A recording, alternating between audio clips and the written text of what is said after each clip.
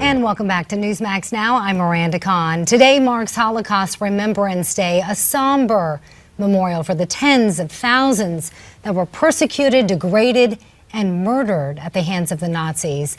The day's intention to keep their memory alive. And joining us now is Rabbi Abraham Cooper, Associate Dean of the Simon Wiesenthal Center. Thanks so much for joining us here on Newsmax Now.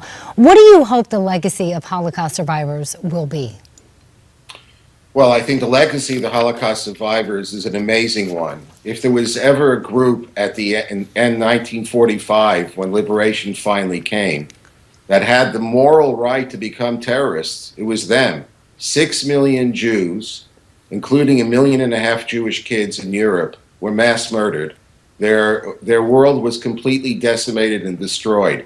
Instead of embracing violence, they embraced life. They brought children back into the world. They raised the level of Jewish and communal life all over the world. And of course, from 1945 to 48, they fought to help, joined with other Jews, to help create the modern state of Israel. So they're an amazing bridge between what was before World War II, the few survivors of this horrific genocide, the worst crime in human history, and what turned out to be an amazing future for them and for every one of the communities that were lucky enough to have them come on board. And I think it has a tremendous relevance. We keep hearing from terrorists, Islamist terrorists, about humiliation, and that gives them a free ticket in their view to mass murder innocent people. The survivors, as well as the victims of the Nazi Holocaust, were all humiliated and much worse. And so our role models are these amazing people, and not those who would say, let's go ahead and continue to violence and turn our backs on our Jewish moral and ethical values. So we owe them everything. Rabbi, let me ask you this. Some would say that anti-Semitism is on the rise. What's your assessment?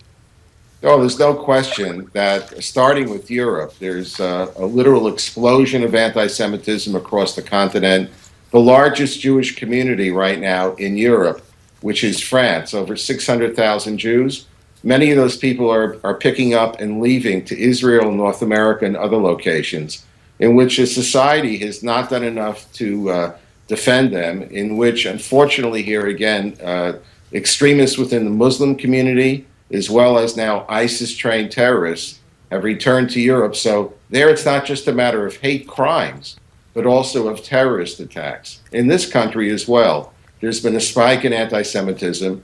And I think one of the key elements in this entire issue is the internet, is social networking, is the ability of extremists of all types, including those who even deny the Holocaust, to mass market their ideas. Rabbi, sorry to cut you off, but we're running out of time. Thank you so much for joining us here on Newsmax Now. Thank you. All right, Miranda, thanks a lot. Let's switch gears now and take a look at Iowa, of course. And did you see this video yesterday? Some questions about what this might be. Is it an Easter egg hunt, a swarm of folks chasing down the Beatles? You see the mystery van right there, and here come, it's not black and white, so we know it's not Beatles fans, but as one real retro there, right? You got to chase down your story there if you want to be a reporter. These are folks out on the campaign trail covering Hillary Clinton. Of course, she was there in Iowa yesterday. And let's turn now to Alina Hernandez, managing editor of Newsmax.com. I mean, we take a look at that swarming pool of reporters there, Alina, all trying to get a shot at Mrs. Clinton. And we saw some very interesting back and forth with the reporters there. But this is not going very well for Ms. Clinton. What is your take from the coverage that we've seen so far? Is the media, are they fed up with Clinton?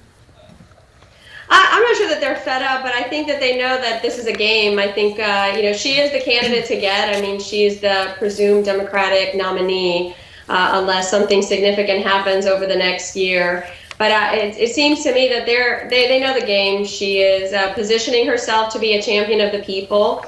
She finished third in Iowa the last time, so she's definitely changed her technique. You saw the Scooby van. I think that's one of the ways that she's trying to get closer to the people. She doesn't have the entourage or the big rollouts of policies that she did in Iowa the last time. In some ways I think that they know the game, but they're capturing her every move. They certainly are capturing every move. Hillary was, unexpectedly lost in Iowa in 2008.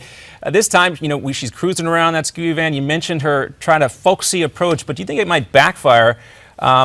There's also reports now that some of her Twitter followers are fake, maybe 2 million of her Twitter followers. It seems like after all these campaigns and all these years, Alina, with about 30 seconds left to go, are you still surprised there are still stories coming out on a day in, day out basis from the media that aren't very flattering to the Clintons?